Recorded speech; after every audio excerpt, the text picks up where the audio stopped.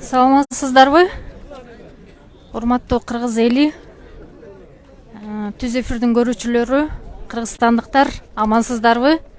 Бүгүн биз Өзгөн районунун акимиятынын алдына ушунча эл чогулуп отурабыз.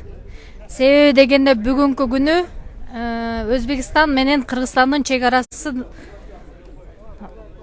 жогорку кеңештин комитетине алып кирип, биздин элдин талабын 15 октябрда курултай өткөрүп, эл менен дагы бир жолу кеңешип анан чечели деген сунушубузду укпай, шашылыш түрдө бүгүн жогорку кеңешке комитетке алып киргенине нааразы болуп,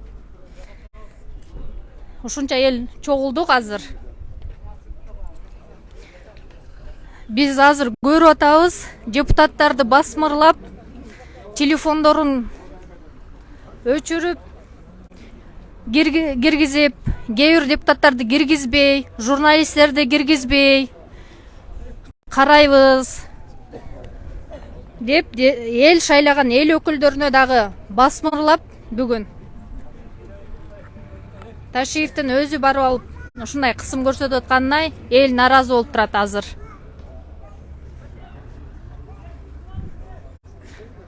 Азыр бул жактагыларга урматтуу мекендештер, үндүн угулушун бир айтып койсоңуздар, анан кандай угулуп атат микрофон. Анан мүмкүнчүлүктүн болушунча бөлүшүп, группаларга, жеке баракчаларыңыздарга ушул Өзгөн районунда бүгүн акимияттын имаратынын алдына чогулуп нааразы болуп аткан элдин нааразылыгын коомчулукка таратууга жардамдашып койсоңуздар. Азыр сөз берсек мырзаларга. Аксакалдардан сүйлөй тургандар барбы?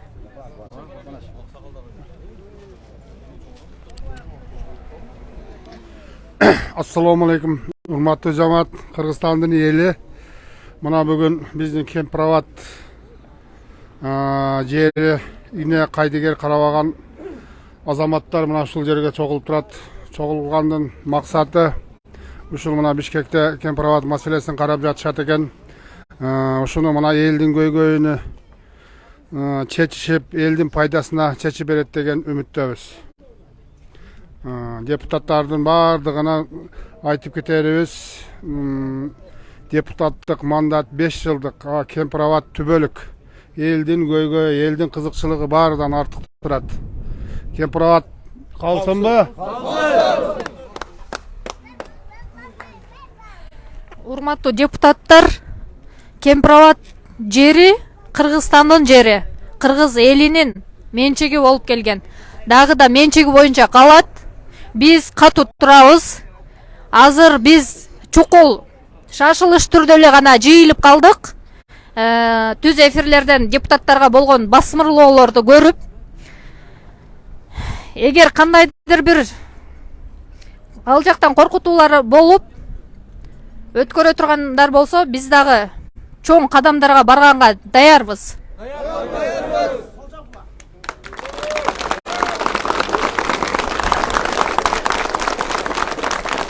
Урматтуу депутаттар, биз сиздерди ушул элдин көйгөйүн ошол жерде жогорку трибунада элдин үнүн жеткирип, элдин талабын талашат деп биз шайлаганбыз, колдогонбуз. Азыр коркуп ал жерде элди унутуп калбаңыздар. Эл менен бирге болуңуздар. Элдин талабын ошол жерде жеткирип туруңуздар.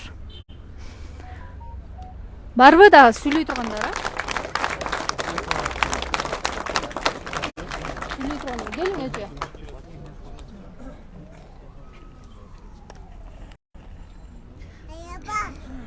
Урматтуу кыргыз элим, ассаламу алейкум. Кандайсыздар?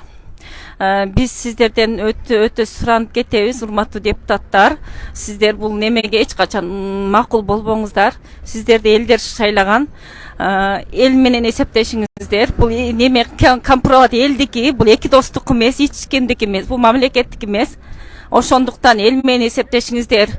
Урматтуу депутаттар, көптөн көп суранабыз.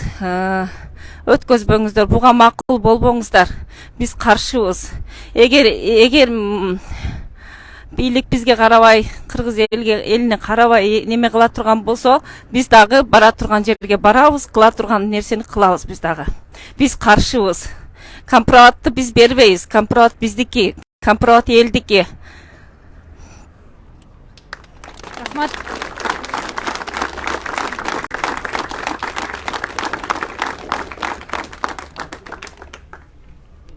Жигиттер, сүйлөй тургандар барбы? Сүйлөй тургандар бöйөккө. Assalamu alaikum. Урматтуу кыргыз эли, эл журт. Ушул жерде ушунча адам ушул Кемпирабад маселеси боюнча ушул жерде чогулуп отурат. Бизге эч кимдин бийлигинин кереги жок. Биз эч кимдин бийликтен кетсин деген жокпуз, талашкан жокпуз. Биздин бир эле талап ушул Кемпирабад мурун канча жылдан бери турса, ошол бойдон кала берсин деген талап менен келдик. Анан силерден биздин эл өкүлдөрү, депутаттар эми бүгүн көрүп атабыз, силерге басым болуп атат. Силер унутпагыла, силерди биз шайлаганбыз. Ошондо силерге кошуп бүтүн элди басым жасап аткан бийликтегилерге эми Кудай инсап берсин да. Анан ушунча эл ушул жерде азыр эми күздүн күнү элдин баары өзүнүн иши менен жүрүш керек эле. Айла жоктон ушул 10 күн, 15 күндөн бери ушул жерде жүрөбүз. Эми ушул биз ишенген депутаттарга инсап берсин. Эми биздин пайдабызга чечип бергиле, ушул Кемпирабад жөнүндө неме биздин пайдабызга чечилсин, короче, проблема. Анан баардыгыңарга кандай десем, эми кичине неме болуп турам. Биз суранбайбыз, биз талап эле коелу. Эми сурана берип чарчадык да өзү балдар. Турабы? Суранып чарчадык. Биз талап коебуз да. Ушул Кемпирабад мурун кандай болсо ошол бойдон эле кала берсин. Силерден сураныч. Анан бизди сайлаган депутаттар коркпогула, артыңарда эл турат. Кудай кайраса. Ошол Кемпирабад өзүдө калсын.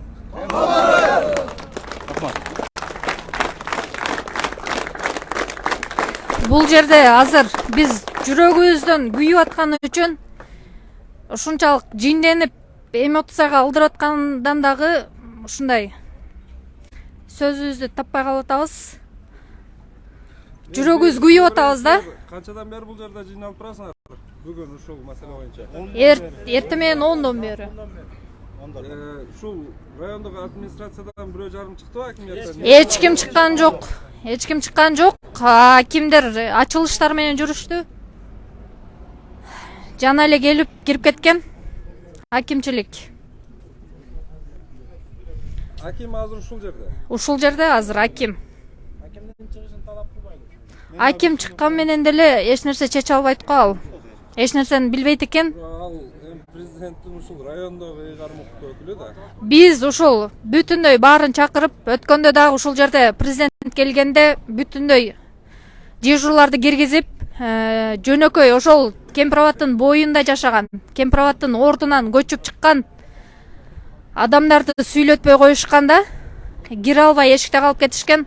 Ошол адамдарды чогултуп биз курултай өткөрүп, ошол жерде кенен өз көзү менен көргөндөрүн элге жеткирип, генералдарды чакырып, ошол жерде бүтүндөй баарына Кемпирабад биздики экенин документтер менен тааныштырып түшүндүрөбүз деген максатта 15 октябрь курултай уюштуруп атканбыз да. Ошол курултайга дагы карабай бүгүн шашылыш киргизгендерине биз өтө чоң күмөн жаралып атат. Бул нерсе эл менен эсептешпей, өз элине чыккынчылык кылган менен барабар мындай нерселер. Биз өзгөн эли өгөй эмеспиз, биз Кыргызстанбыз, биз дагы. Биз талап кылабыз. Элдин талабын аткарышсын. Эл менен гана мамлекет болуп турат.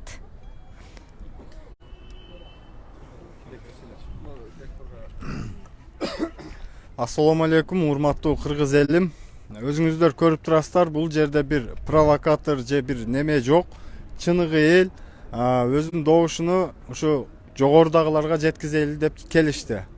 Эми аз түшүнбөгөн элдер дагы көп да. 9 азыр ошо жегинде жашаган адамдарга барып 900 горизонтал каерде десеңиз эч ким билбейт анычы. Жок дегенде ошонун маалыматын бербеди. Элдер бул жерде ошол нерсени сурап, жерибиз өзүбүзгө калсын деп чыкты бүгүнчү. Мына бийликтегилерге кайрылабыз, депутаттарга. Сиздер акыйкаттык үчүн, тарых үчүн туура чечим көрөсүңөр деген үмүттөбүз. Эл колдойбуз, ошого чыктык биз. Сиздерден сураныч адилеттүүлүк үчүн, тарых үчүн туура чечим кабыл алыңыздар.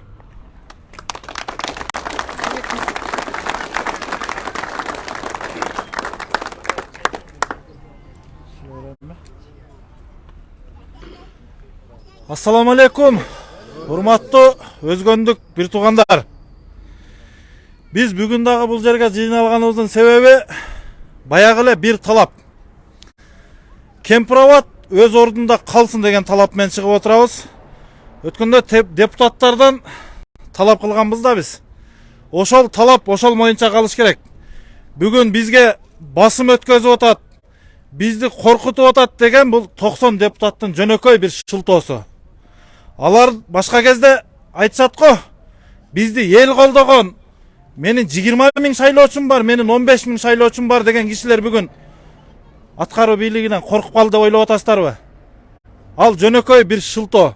Эгерде ошончолук басым жасап силерди коркутуп атса, урматтуу депутаттар, аркаңарда калдайган кыргыз эли турат. Андай жөнөкөй бир шылтоону айтып, биз өткөзбөсөк бизди антип коет экен, бизди мынтип коет экен дегенден алысыраак болуп, бүгүнкү күндө ошол мамлекет үчүн, мекен үчүн туура чечим чыгарышыңарды биз талап кылабыз, суранбайбыз Кудай кааласа. Бүгүн өткөндөгү 4-үнөн айырмаланып, бул жерде дежурныйлар жок. Мүмкүн биздин президентибиз урматтуу Садыр Нуркожоевич билген эместир аларды кимдер алып келгенине. Ал жерде мен 2-3 айыл өкмөттүн алдыңкы аксакалдарыны караңгыда көрсөм дагы тааныйм. Бирок ал жерге ал аксакалдар кирген жок да, туурабы туугандар? Ал жерде дежурныйлар келип, мүмкүн ошол биздин президентибиз билбейт. Билбегендиктен сүйлөдү го дейм. 20 киши эле каршы болуп атасыңар, калганы макул экен деген сөздү айтты биздин урматтуу президентибиз. Андай эмес. Бүгүнкү күндө ошол жердин жашоочулары наразы болгондуктан, наразы болуп ушул жерге биздин суубуз кетпесин, биздин жерибиз кетпесин деп келип отурабыз. Бул жерде саясат жок. Саясатка айландырбаш керек бул нерсени. Ошол жергиликтүү элдин талабы Кемпироват ордунда калыш керек. Биз бир гана талап кылабыз, туура акыйкат чечимди. Ошол 90 депутаттан. Биздин урматтуу президентибиз дагы өзү дагы эгерде жетип калган болсо президенттен биз дагы талап кылабыз. Ошол президентти дагы 80% эл шайлаган деп айтып жүрөт. Ошол 80% элдин атынан талап кылбай, мен ошол жердеги жергиликтүү элдин атынан талап кылабыз. Биз ошол жерди өзүнүн ордунда эле калсын. Биздин жерибизди кайрып 100 гектарла, башка гектарла бербей эле койсун. Ошол жер бизге калышын талап кылабыз туугандар. Акыйкат чечим болушуну талап кылабыз.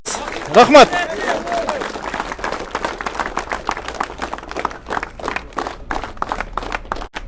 Ким сөзгө чакырыңдар?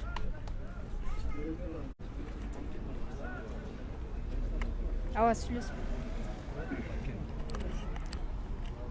Assalamu alaikum Kırgız elim.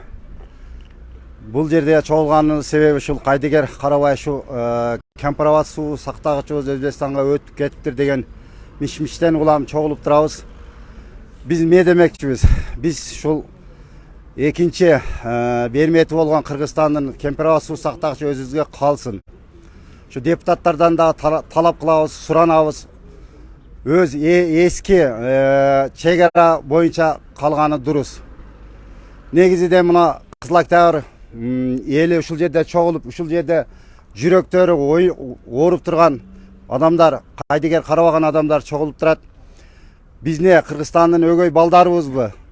Негизинен тууру чечкени дурус болчу. бийликтегилер келип ушул берметтей болгон көлүбүздүн алдыга келсеңер өзүңөр дагы жактырып өзүңөр дагы сүйүп калат элеңер. Негизи калсын деп талап кылабыз. Депутаттар эч качан жол бербегиле суранабыз. Көлүбүз калсынбы?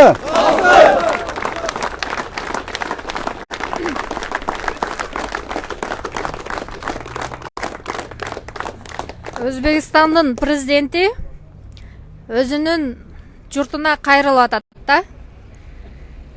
99% кыргыздардын жерин кайтарып бердик деп. Ал ачык эле, жабык эшик артында эмес, ачык айтып атат. Кошунабыз ошентип айтып атса, эмнеге биз жашырып, жабык эшикте өткөрүшүбүз керек? Биз деле анда рахмат деп ачык эле өткөрбөйлүбү? Ошону талап кылабыз, ачык болсун. Алар кошуналар алдаган болуп, алдап аларды, алдап алдык дегенсиби, биз деле өзүбүздүн туура чечим болсо, анда ачык эле болуш керек. Комитетте ачык өтүшүн талап кылабыз. Элдин талабы аткарылыш керек. Кечээ күnkү Садыр Жапаров өзү сөз берген. Бүт баары ачык өтөт деп. А бүгүнкү күнү Садыр Жапаровдун өзүнүн сөзүн дагы тебелешип, жабык эшик артында өткөрүп атышат. Сизге бир суроо да, азыр мына жалпы ушул жерде тургандарга, эгер азыр эч ким силерге мондай реакция жасабаса, акимияттан эч ким чыкпаптыр, силерди неге келдиңер, эмне чогулуп атасыңар деп, хотя алардын бул милдети да түздөн түз. Ар келген адамдын алабалын сурап, неге келдиң деп, анын ажатын чыгаруу бул алардын милдети. Биз ошон үчүн бул акимиятта иштеген жамаатка, мамлекеттик кызматкерлерге биз салык төлөп, айлык төлөп жүргөн жарандарбыз да. Эч ким сурабайт экен. Демек азыр сиздердин могу сүйлөгөн сөзүңүздөрдү дагы эч ким укпаса, бүгүн ратификациядан өткөрсө, эми өткөрүүгө аракет болуп атат, аны бардыгыбыз көрүп түшүнүп турабыз. Кандай кадамдарга барасыздар? Биз акыркы кадамдарга чейин барабыз. Каныбызды дагы аябайбыз. Туурабы жигиттер? Бүгүн мен байкашымда бул жерде жанакы боз үйдү бузган немелер, милиция кызматкерлери көрүнбөй эле да?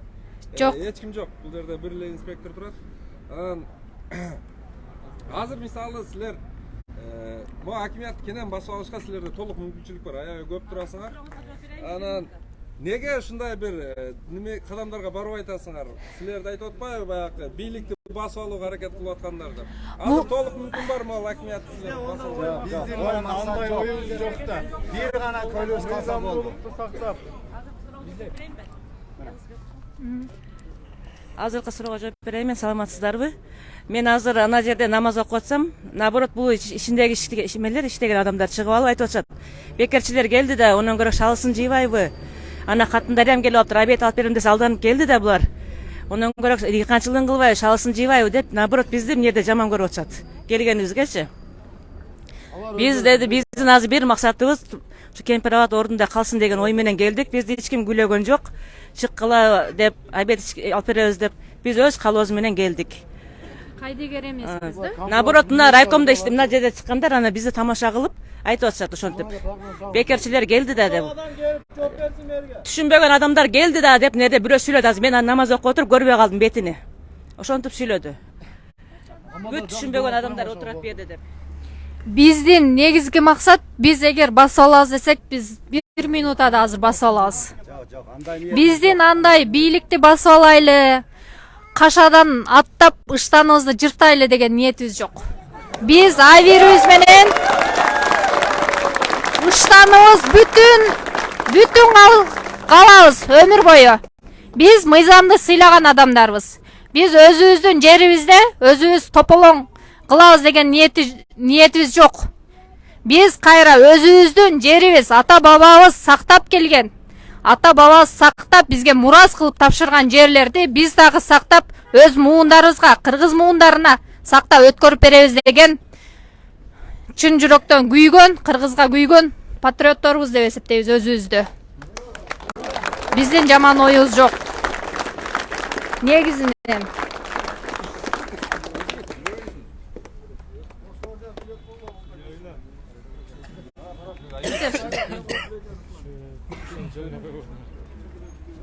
Atay Bişkek'ten geliyor. Moskvadan geldi atayın. Bişkekten. Video çıktı mı? Assalomu alaykum. Şu көрүп аткан şu кыргыз, жалпы кыргыз эли. Şu көрүп атасыздар, биздин ошо бүгүнкү жогорку кеңеште нелер болуп атканын мен дагы ушу прямой эфирден эле көрүп, анан чыга калам. Мен чыгып келгеним себебим просто ошол жерде өскөмүн да менчи. Эми жакшы билген киши катары келип бүгүнкү эми жакшы жагына эле чечилет деген ойдомун. Бул жерде вообще өзү биз суранып атканыбыз биздин пайдабызга чечип бергиле, биздин пайдабызга чечип бергиле. Билбейм биз неге суранып атабыз. Ошону тынч эле койсунчу. Тынч эле койсун. Булардан билимдүү, булардан сабаттуулар ошону тынч эле коюп келген. Эми булар урунбасын, булар уруна турган болсо булар утулуп калат. Ишенич жок. Чын-чыныгы келгенде өзүңүздөр көрүп атасыңар.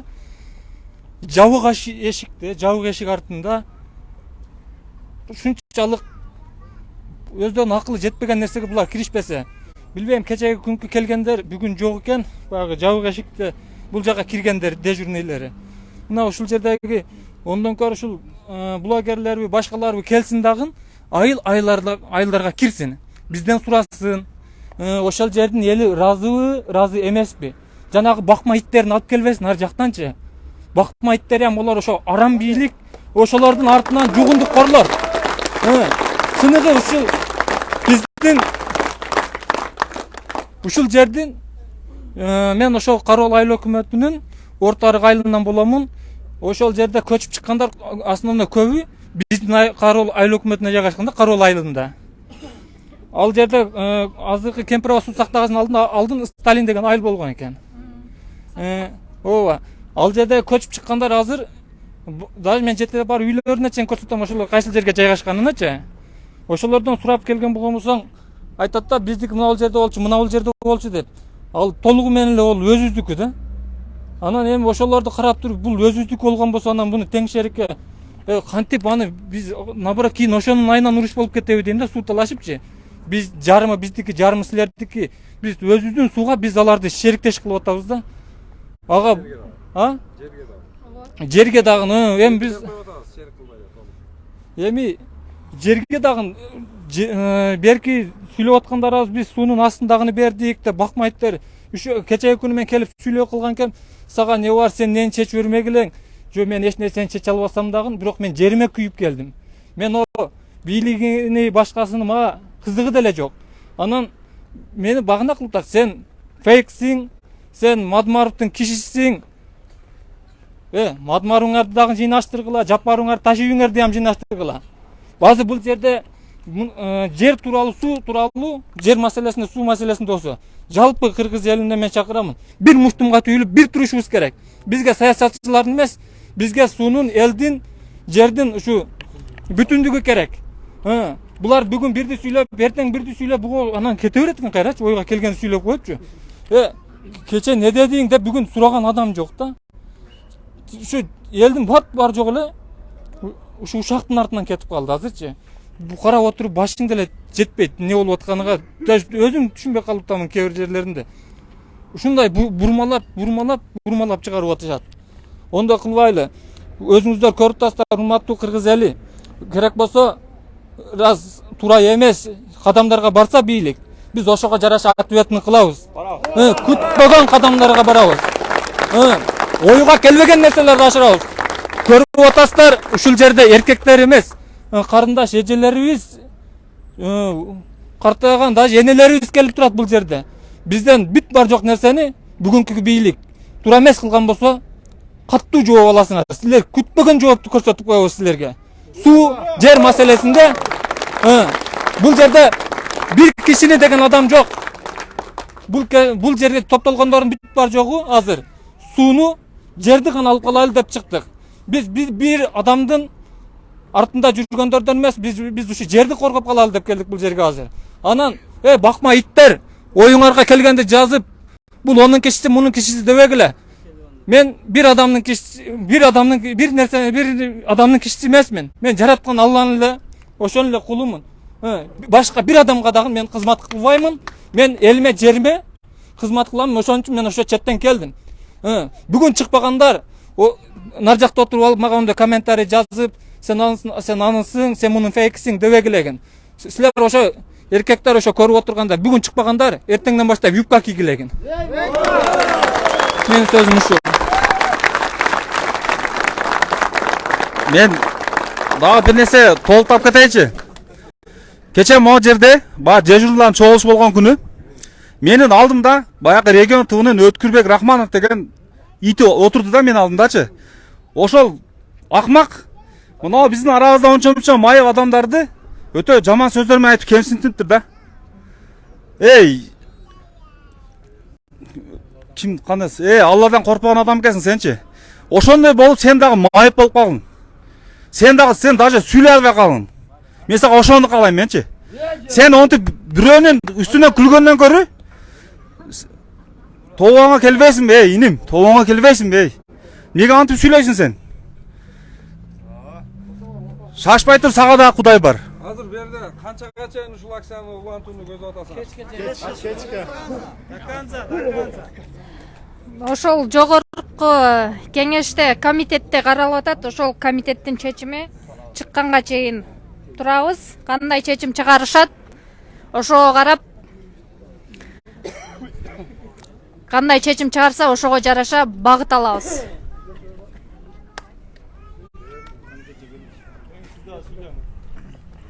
Ассаламу алейкум, урматтуу мекендештер, урматтуу айылдаштар, ушул жерде турган жалпы жыйынга катышкан агалар.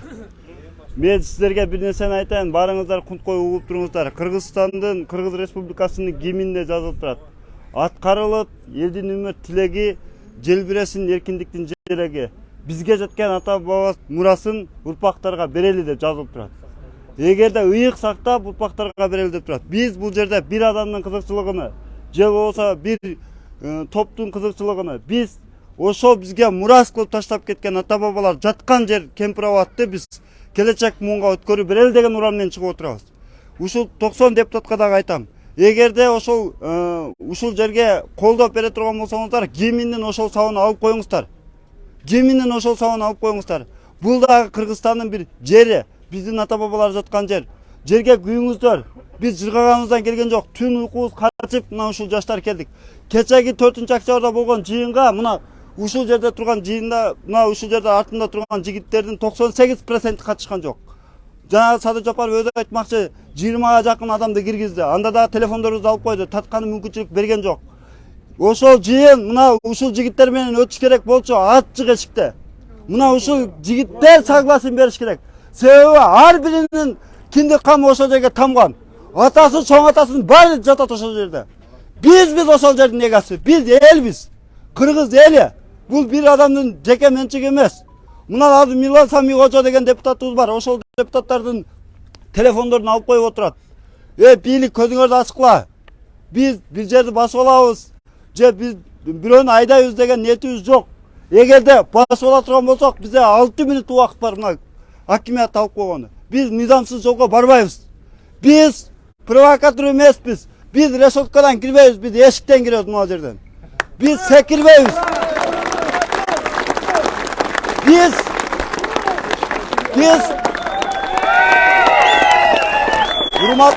урматтуу элим, бир акебиз айткан, биз асмандан түшүп калган жокпуз бул бийликке.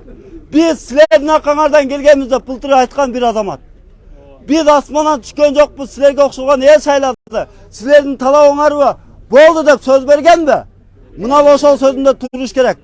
Ар бир депутат көзүңөрдү ачкыла. Жана бир акем айткандай 5 жылдык убакыт өтөт. Бетеге кетип бел калат, бектер кетип эл калат дейт. Элдин арасында жүрүштү ойлогула. Мына ушул жерде турган ар бириңерге айтайын, ойлонгула. Иш бүтпөйт, жер кетет. Ишти эртең кыласың, бүгүн кыласың, башка күнү кыласың. Бүгүн мамлекеттин, элдин, жердин кызыкчылыгы болуп атканда ичкен ашың жерге коюп, мына жерге келип тур. Жана бир акем айткандай, үйдө жатып алып батыр болуштун кереги жок. Азыр жыргай турган заман эмес, күлө турган заман эмес, ыйлай турган заман болуп калды. Bir tuğan ellerdi görüp oturabız muna. Çekeralaş kançalagan topalaң bolup atat. Hiç kim garantiya bere albayt erteң barıp. Muna biz elik başkarabıda Sado Japarov aytты. Hiç kim garantiya bere albayt Sado Japarov 10 yıl oturat dep. El kalasa almaştırıp koyat. Almaştırıp kelgen. Turabı jigitler. Biz muna birliktegiler, urmatlı deputatlar, közüңөрдү açıkla. Arkaňarda el turat, korkmagıla buyruktan. Muna eldin arasında sizler kaylasaňar şaylap aparıp koyat el. El var eken deputat bolup oturasıňar. El var sizlerdi gasık var koldayt. Sizler el menen bolgula. El akırına sen sizlerdi koldayt. Korkmagıla.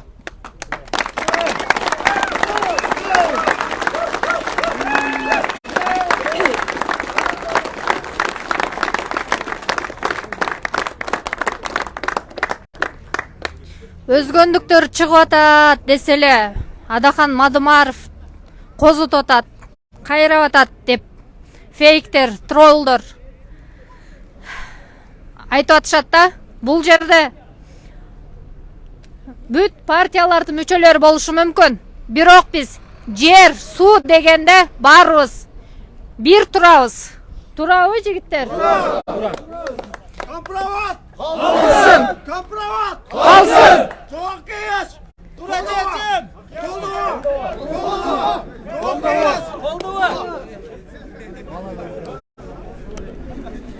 Урматтуу мекендештер, ушул убакыттан пайдаланып, мен дагы ушул жогорку бийликте отурган биздин бийлик өкүлдөрүбүзгө бир-эки сөз айткым келет. Анткени муну жаман баягы улуттар аралык кастыктык козутуу же башка деп кабыл албаңыздар. Болгону биздин элде ушундай бир накыл кеп бар. Bir Özbek 10 Kırgız'ın arasında tülkü bolot. Bir Kırgız 10 Özbek'in arasında külkü bolot деген söz var. Biz hazır bir ekeke öz barıp ушундай менин байкоомдо ошол коңшу өлкөнүн жетекчилерине алданып, монту элин саргартып, сарсаң кылып көчөгө чыгарып, жерлерибизди, биздин келечегибиз болгон табият байлыктарыбызды жерине кошуп өткөзүп берип, элди мынтип зарлатып, азыр бүтүн дүйнө элине күлкү кылып аткан учуру. Ошон үчүн азыр туугандар, башкалар күлсө дагы биз өзүбүз күлбөйлү. Мекендештер, өзүбүздүн мекен үчүн, өзүбүздүн улуттун келечеги үчүн өзүбүз күбөлү. Баарыбыз биргеликте бололу. Видеону таратууга, коомчулукка кенен жеткирүүгө жардамдашып коюңуздар. Мен дагы ушул жерден эл менен бирге болуп, дагы мүмкүнчүлүк болсо сиздер менен түз эфир берип байланышууга аракет кылам. Ага чейин Аллахка аманат, барыңыздар, бар болуңуздар.